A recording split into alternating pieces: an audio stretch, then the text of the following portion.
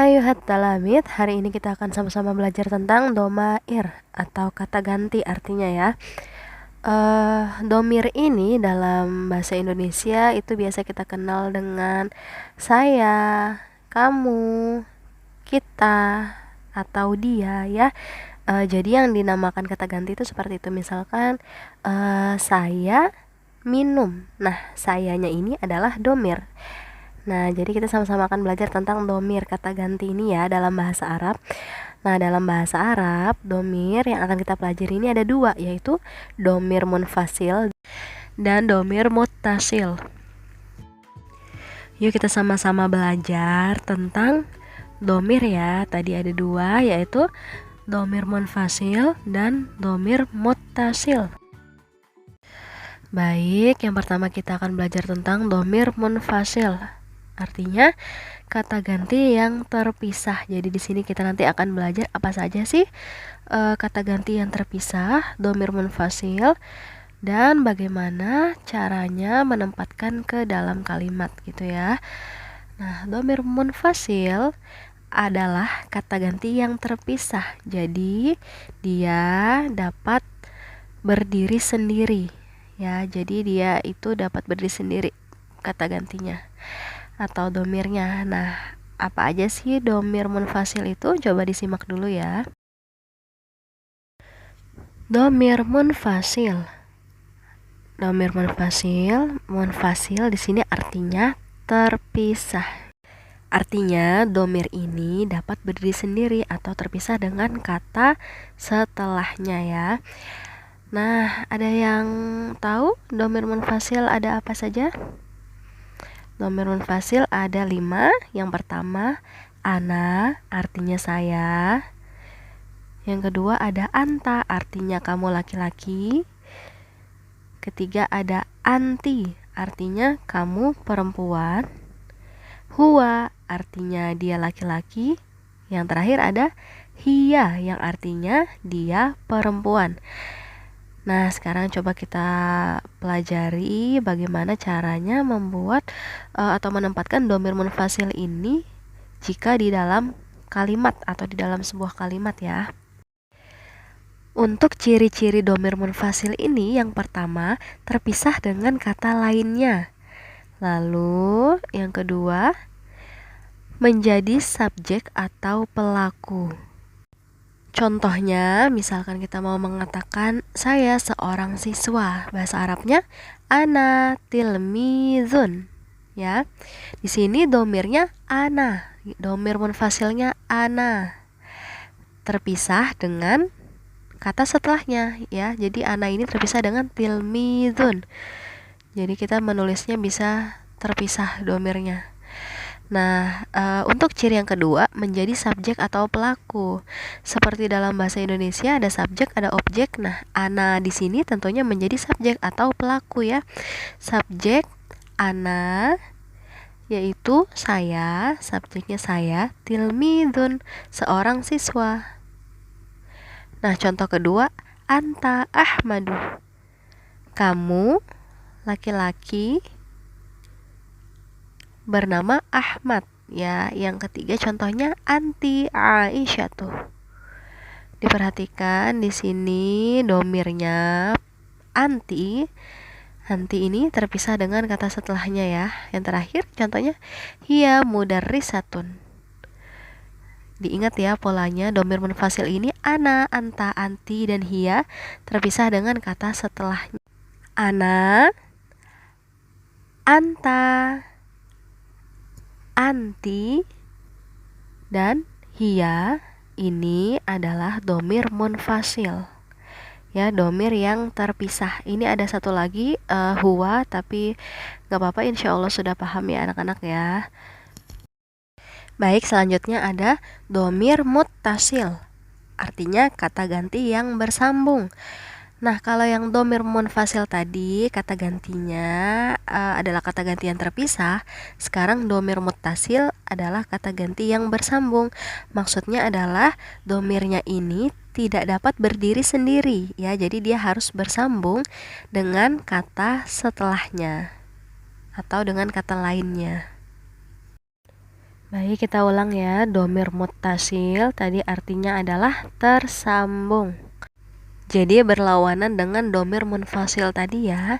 Nah, untuk ciri-cirinya domir muttasil ini yang pertama tersambung dengan kata lainnya ya. Tadi kalau yang munfasil dia bisa berdiri sendiri, tapi kalau muttasil tersambung dengan kata lainnya. Ciri yang kedua, tidak dapat berdiri sendiri. Jadi dia harus diikuti dengan kata lainnya ya. Nah, fungsinya domir muttasil ini berbeda dengan domir munfasil. Domir muttasil berfungsi untuk menunjukkan kepunyaan. Misalnya punyaku, punyamu, atau punyanya ya. Kalimat yang di akhirnya ku, mu, dan nya itu kan menunjukkan kepunyaan. Nah, itu yang disebut dengan domir muttasil. Sekarang kita lihat ya versi Arabnya ya. Ada ya sukun. Terus ada ka. Kemudian ada ki. Kemudian ada hu. Kemudian ada ha. Nah, ini kenapa ada titik-titiknya diperhatikan? Karena tadi domir muttasil tersambung dengan kata lainnya. Nah, ya sukun artinya ku, ka untuk mu, ki itu juga mu, kalau hu untuk nya, kalau ha sama juga nya ya. Loh kok sama bu, itu mu, untuk munya ada dua, untuknya juga ada dua. Nah, sekarang kita lihat ya perbedaannya antara ka dan ki, hu dengan ha. Nah, kalau ya sukun ini ku bisa dipakai untuk laki-laki dan juga perempuan. Kalau ka ini munya untuk laki-laki ya. Kalau ki untuk perempuan. Nah, kalau hu untuk punyanya laki-laki. Ha untuk punyanya perempuan. Sampai di sini jelas ya perbedaannya ya. Lanjut di contoh penggunaannya ya. Ini ada baitun plus dengan domir muttasilnya ya sukun. Artinya rumahku. Kita rangkai menjadi baiti. Jadi harokat domatain ini ya, domatain ini berubah menjadi kasroh. Berubah menjadi kasroh. Nah, karena dia ketambahan domir muttasil. Jadi ketika dirangkai menjadi baiti, artinya rumahku. Ku di sini adalah domir muttasilnya ya. Kemudian baitun plus domir muttasil ka dirangkai menjadi baituka. Harokat yang aslinya domatain berubah menjadi domah saja ya. Nah, artinya rumahmu untuk ka untuk punyanya laki-laki, kepunyaan laki-laki. Lanjut baitun plus ki. Nah, ini untuk kepemilikan perempuan ya, dirangkai menjadi baituki sama tadi ya. Harokat domatainnya kita ubah menjadi domah saja. Perhatikan cara merangkainya ya. Ada lagi baitun plus hu. Kita rangkai menjadi baituhu. Ingat tadi harokat domatainnya berubah menjadi domah saja ya. Baituhu artinya rumahnya untuk laki-laki. Kemudian baitun plus ha dirangkai menjadi baituha, artinya rumahnya nyanya untuk perempuan. Nah, diperhatikan lagi ya bagaimana tadi cara merangkainya, karena di sini untuk ya sukun kaki hu ha itu tidak dapat berdiri sendiri domir muttasilnya, jadi dia harus ditemanin ya, ditemani dengan kata sebelumnya baitun tadi. Nih dari baiti, baituka sampai baituha, dhamir mutasilnya ikut ya setelah kata. Nah, ini tetap menjadinya satu kata, tapi kalau misalkan kecuali huruf-huruf yang tidak bisa disambung, misalkan huruf ro atau za, itu tidak bisa disambung dengan huruf setelahnya, itu maka bisa domirnya dipisah, tapi di sini dalam artian masih satu kata, tetap domir mutasilnya masih dalam satu kata walaupun dia tidak menyambung dengan kata setelahnya. Bisa kita simpulkan di sini ana artinya saya sama dengan ya sukun yang artinya ku, anta sama dengan ka yang artinya untuk kamu laki-laki. Terus ada anti sama dengan ki, itu untuk kamu perempuan ya, artinya ka dan ki itu mu, cuman kamunya beda untuk laki-laki dan perempuan. Terus huwa sama dengan hu artinya nya, hia sama dengan ha, huwa artinya dia laki-laki, hia dia perempuan. Hu dan ha artinya sama-sama nya. Untuk persamaan artinya seperti ini ya. Sekarang contoh bagaimana domir munfasil ini jika ada di sebuah kalimat atau ada dalam sebuah pertanyaan. Contohnya yang pertama, man huwa? Pertanyaan ya, dijawab dengan huwa tilmidun. Di sini pertanyaan huwa sama-sama dijawab dengan jawaban huwa ya, domir munfasilnya sama. Artinya huwa apa tadi? Isim dia laki-laki. Siapa dia? Laki-laki. Terus dijawab dengan huwa tilmidun. Dia laki-laki adalah murid. Contoh yang kedua, man hiya? Jawabannya hiya tilmidatun. Sama seperti tadi, domir munfasilnya hiya, maka jawabannya juga dengan hiya, artinya dia perempuan. Ya, siapa dia? Siapa dia perempuan? Jawabannya hiya tilmidatun. Dia adalah seorang murid. Lanjut contoh lainnya, min aina anta? Jawabannya ana min Samarang. Di sini ada domir munfasil anta, artinya kamu laki-laki. Min aina anta, dari mana kamu laki-laki? Dijawab dengan ana ya. Saya min Samarang, saya dari Semarang. Oke, yang kedua, huwa tilmidun wahia tilmidatun. Huwa tilmidun. Ya, perhatikan, ingat tadi domir munfasil, domirnya huwa dipisah dengan kata setelahnya ya. Hiya talmidatun. Nah, perbedaannya tadi apa? Huwa untuk dia laki-laki dan hiya untuk dia perempuan ya. Kita lihat ada ta marbutoh di akhirnya. Berikutnya ada domir muttasil. Artinya kata ganti yang bersambung atau yang tersambung. Contohnya dalam kalimat mas muka. Pertanyaan mas muka.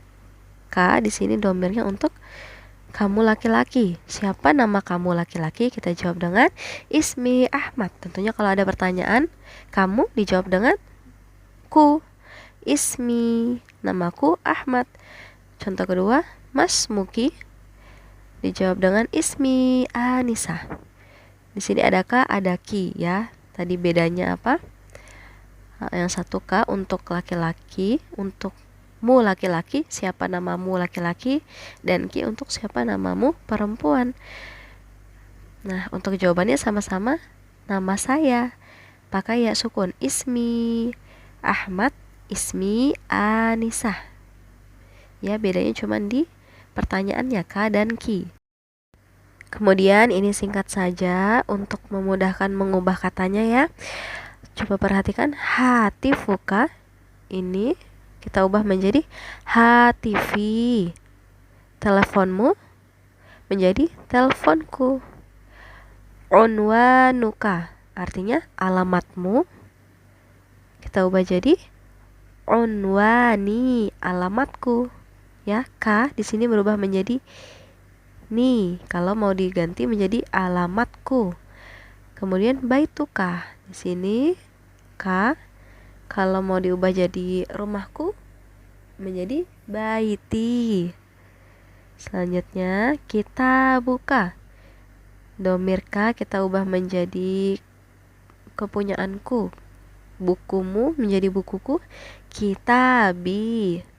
Baik, anak-anak, silakan dipelajari lagi kalau masih bingung, atau kalau masih ada yang ingin ditanyakan bisa ditanyakan lewat kolom komentar di e-learning ya. Semoga anak-anak paham dengan materi hari ini. Ini memang sedikit sulit karena kita membedakan antara domir munfasil dan domir muttasil tadi ya. Baik anak-anak, untuk tugasnya hari ini silakan dikerjakan latihan 2 halaman 11, kemudian upload ke e-learning KI3 ya. Latihan 2 at-tadrib asani uktub sadiqaka ustadzaka fil faragit taliyah. Tulislah temanmu dan gurumu pada titik-titik berikut. Terserah, bebas mau namanya siapa atau bisa nama yang diambil di buku juga bisa ya. Jadi ini titik-titik ini diisi dengan nama teman atau nama bapak ibu guru atau nama orang tua atau nama yang ada di buku juga boleh ya. Misalkan ini nomor 1, huwa sodiki, dia laki-laki, sodiki artinya temanku, dia laki-laki adalah temanku. Ismuhu namanya titik-titik-titik, siapa ditulis ya namanya. Nomor 2 titik-titik-titik sodiqoti artinya dia perempuan. Ismuha namanya titik-titik-titik siapa, ingat ya perbedaannya antara domir yang untuk laki-laki dan untuk perempuan. Kemudian nomor 3 titik-titik-titik ustadi. Nah jadi ini anak-anak diminta untuk mengisi domir munfasilnya juga, titik-titik-titik domir munfasil ya, itu bisa ditaruh apa? Ustadi artinya guru, guruku, guruku laki-laki. Berarti kita pakai domir apa? Kita isi titik-titiknya dengan apa? Dia laki-laki, huwa ya, jadi huwa ustadi ismuhu titik-titik-titik, silakan diisi ya. Nah begitu juga seterusnya. Oke lanjut, Bu Febri bacakan artinya saja ya. Yang nomor 5 abi artinya ayah saya. Nomor 6 ummi artinya ibu saya. Nomor 7 jadi artinya kakek saya. Terakhir nomor 8 jaddati artinya nenek saya. Kemudian ismuhu artinya apa tadi? Hu, domir muttasil hu artinya nya untuk dia laki-laki. Ismuha, ha artinya untuk nya dia perempuan ya. Jadi namanya nyanya itu untuk perempuan. Baik anak-anak, sekian pertemuan kita hari ini. Syukron. Wassalamualaikum warahmatullahi wabarakatuh.